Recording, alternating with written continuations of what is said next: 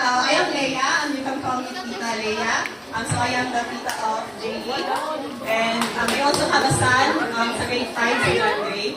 Okay, so I have heard kanina there's only one who wants to become an accountant. And that's very good. Yes. And who among you wants to become a businessman? Sino ngayon? Back hands up. Businessman, CEO, business owners. Okay, very good. Okay, if you are a businessman, you will need someone, a person, to file your taxes. Someone to record the transactions that are coming in, money that is coming in your business and coming out of your business. And you need that person to give you a report for decision making, how to make your business grow. So who is that person? That is the job of an accountant. Yes. Okay? Understood? Okay? And business owners, if you wanted to register your business sa SEC, Securities Exchange Commission, you need to have an audited financial statement. And those audited financial statements are a product of the CPAs. So CPAs, what is a CPA? Certified Public Accountant. They are the one who passed the CPA board exam. Yes, my CPA board exam. And do you know, if you top the CPA board exam, if you become top 1, the government will give you how much? Drum roll! 1 million pesos! If you top the CPA board exam. And also, your university will also give you some money. Like for example, where I graduate in University of Mindanao, if you become top 1, they will give you 100,000. And your review centers also, they will give you 100,000. So, if you just topping the board exam, you will become a millionaire already. Wow. That's good news, tama? Yes. Okay. So, what are the other jobs for an accountant? Okay? What are the jobs? So, to those who doesn't know, there are 5 sectors. Actually, 4 lang in theory, but then I added 1 that is new. So first, you can become accountants, internal auditors in private companies, businesses, small, medium businesses.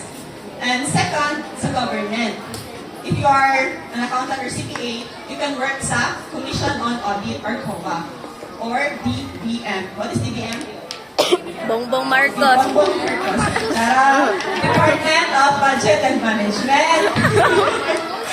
Okay, so pwede kayong mag-work doon. If you have relatives, kamag-anak system. Ganun talaga na sa Philippines. If you are referred to someone, you can easily work in government.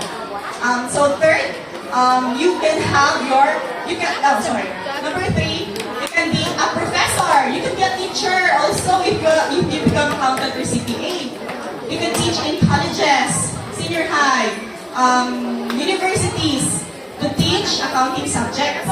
And if you are a CPA lawyer, you can proceed to become a lawyer if you're a CPA because we have business law. We study law, we study taxation. That's why we can also teach.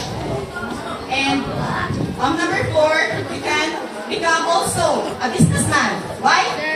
You will put up your own accounting firm. You accept clients, customers. You do the tax for them. You audit for them. Okay, you become an auditor. What is an auditor? Okay, they are what we call the money detectives. Okay, money detectives. They are checking the transactions. They detect anomalies. Sa totoo lang, the COA should have detected the anomalies that happened in our country right now, right? That is the job of the Commission on Audit. Yeah, okay. So, we also file taxes. So, do you know what tax is? So, it is the money that is paid to the government to make the politicians wealthy. And then, it is used for the betterment of the country or its citizen, to protect the citizen. Okay? And that we are the accountants, we compute what taxes to the businessman, what taxes to pay. Okay? How much? Yes? My dear?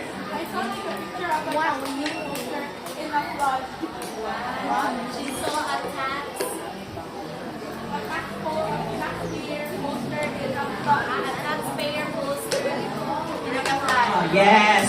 So, diba, it's so sad that our taxes in the Philippines was, okay. Anyway, so, how much ang sahod? How much is the sahod if, how much is the salary of being an accountant? Do you know, they are interested to know? Yes. Okay. So minimum salary here in Davao is 13,000.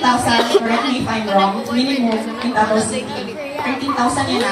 And if you are an accountant or CPA without experience, your salary is 15 to 25,000. Malaki ulit.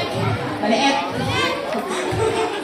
That is entry level. You don't have experience yet. And then academic professors 40,000 to 100,000. Yeah. You're a senior accountant, 40,000 to 70,000, so and more. And that is my level, senior accountant. CPA partner. So if you practice in, mag-a-accept ka ng clients, you can earn as much as 70 to 150,000. And controllers, big companies, 80 to 150. And if you have your own firm, it's unlimited. Okay? And if you work in Dubai, CPAs are rated in Dubai. How much you can earn as a managerial accountant? How much? Hindi naman, grabe naman. It's 300,000 to 600,000. Yes, you heard me right. Yun ang kalaki. So, mag-accountant na ba kayo? Okay. You know what? Being an accountancy student, it's really, really, really hard. It's survival of the fittest. I remember when I was first year, 500 kami, freshman student. 500. After 6 months, first sem, 200 na lang, naiwan. Lumipat na ng ibang courses. And from 500 students, alam niyo ba ilan na lang graduate? 7.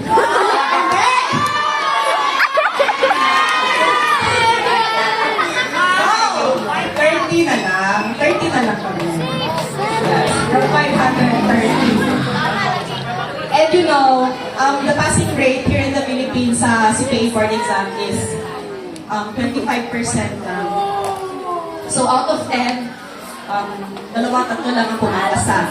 But during my batch, October 2012, 14 kami nag-take ng CPA board exam. And all of us passed 100%. Pumasa kami lahat. Yes.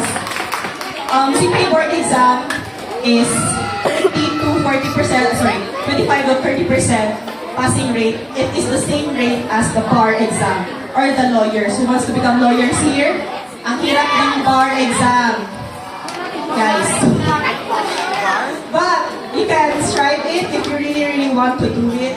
Study hard, okay? So if CPA, becoming a CPA accountant is for you, is it for you? Ask these questions to you. Are you detail-oriented? Are you organized? Do you love problem solving? Do you love critical thinking to solve puzzle? Yes, accountancy. That's why you don't know accounting. It's because it's the most boring job. Yes. I tell you the truth, real talk. It's really boring. It's because you are facing numbers. You are telling the story. What's behind those numbers? What does it mean?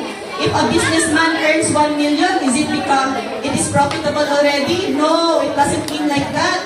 You need to know magkano yung mga expenses, how much you are, magkano payroll, magkano ang tax. So bottom line pala is, wala, negative. So that is how we are helping the business owners. We're helping them to minimize the expenses, minimize the gastos, and maximize their potential income. So that we help the business owners. Business owners, maghanap kayo ng very good accountant. Okay? Alright. So, asa na ba ka? So yung number 5 pala ng ito job, that is where I am right now. Before I worked sa mga private companies as internal auditor, tax preparer, mga boring jobs. But now, I am working here. Basically, I am working here in the Philippines, but virtually, I am working in Australia. Wow. Before I have clients, mga US clients, I am earning dollars. Just kahit nakapambahay lang, I am earning dollars, you know. Yung mga friends ko, they are single, so they can travel. While one of my friends is in New Zealand. She's there for a vacation, but then she's still earning, she's working, she's paying her, as long as she has laptop and internet. Diba? Ang ganda ng lifestyle. And a vacation, working, you're earning dollars. So that's the life that I am having right now.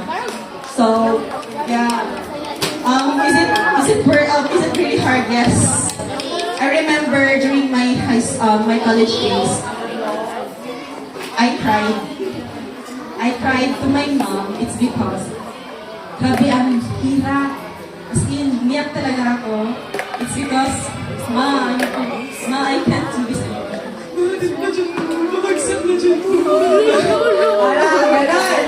But then, my mom encouraged me to sige, go.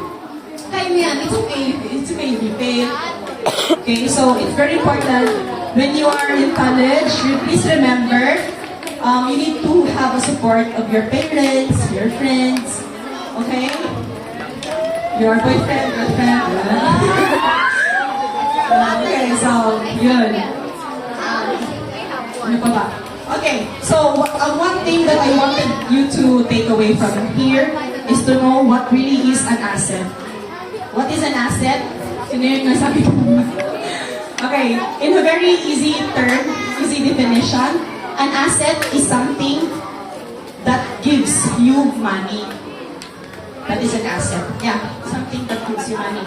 For example, if you have a guitar, if you use that guitar to earn money, that guitar will become your asset. Is your house an asset? According to Robert Kiyosaki, if you read the Rich Dad Poor Dad book, house is a liability. Money coming out from your money that is coming out, that is liability. Why? Because, diba, if you live in a subdivision, nagbabayad kayo ng homeowner dues, kuryente, tubig, if nasira, you need to repair. So, lalabas kayo ng money. So, how to make your house an asset? How? Ask me how. How? Okay. So, if you have room nas vacant in your house and you rent it out, so may pera na pumapasok. So now, that house becomes your asset. So what is the relation of that to you? What's in it to you? Guys, students, when you graduate, soon, become a professional, please invest in yourself. Make experience, have experiences, create failures, learn, okay? Make yourself an asset. Ikaw, kayo, asset. Make yourself an asset to the company that you're working for, to the school that you're teaching. Make yourself an asset. Why? Why do you want to become an asset? Yes, aside from you want, yes, that's true. Because if you give value, in return, you will also get value.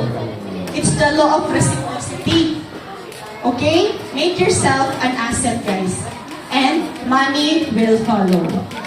Okay? Alright.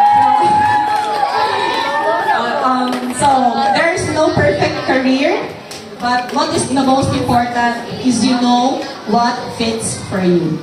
Alright? Good morning, everyone. Yeah.